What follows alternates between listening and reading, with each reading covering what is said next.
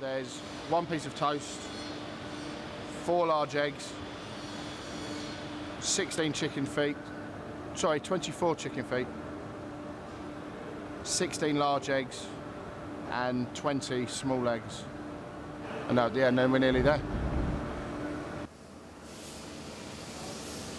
Gloucester Road's the only site on our network where we're able to do anything 3D. We felt like someone like Heather, having so many kind of facets to her work, would be a really interesting person to invite to work specifically at Gloucester Road. Because we're working in 3D, as well as video, as well as 2D vinyl, you know, that it's a moving thing, so there is a sense of kind of liveness and animation to it. So I thought Heather might do quite a lot of those things. I didn't necessarily think she would do all of them simultaneously, but I think that's what's going to make the work really interesting. So this is the egg yolk, and then you've got the mini egg here, and then medium size here that Dan's doing. Hard to tell what it is from this stage. The foot originally was hand sculpted in clay, so all of that would have all been done by hand. That is a giant yolk in fireproof resin, which will be sat onto this board when it's laid down and will look like a fried egg. This is a computer model that we are building to make sure that everything fits on the site.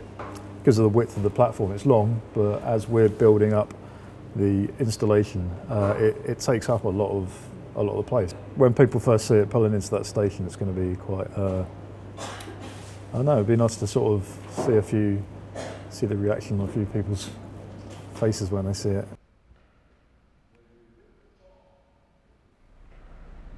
When you enter onto the platform, you're kind of encountering it at the right-hand side, so it's as if everything's kind of coming towards you. That's the direction everything's moving in. When the train is coming in, I'm hoping that there'll be, you know, in the way that there is in the underground, an airflow that gets pushed along with it, and some of the elements are kind of hinged, or they've got wires in them, cables, so they will move slightly. So everything will be slightly animated.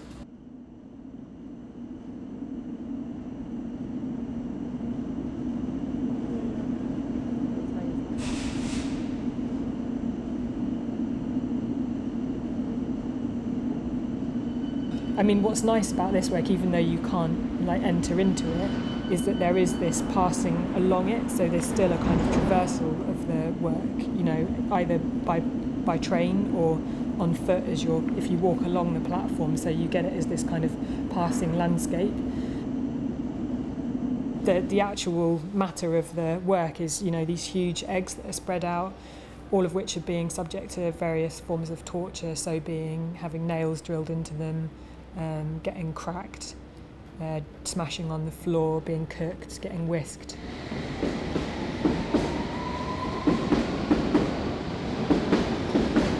I mean, I hope that there are lots and lots of different ways that you can think about it. You know, the egg is also an incredibly cliched symbol, and it's used in so many different ways, and obviously we as human beings come from eggs as well, you know, so those sorts of things are implicit, as well as the egg being a symbol of all other kinds of things as well. You know, obviously the egg is an entity, a substance that is the beginning of a life, no matter how the other cliches that we use culturally may impact on it. You know, so I want it to kind of reference out to all of those things, but ultimately it's still, you know, maybe to look again at what it is.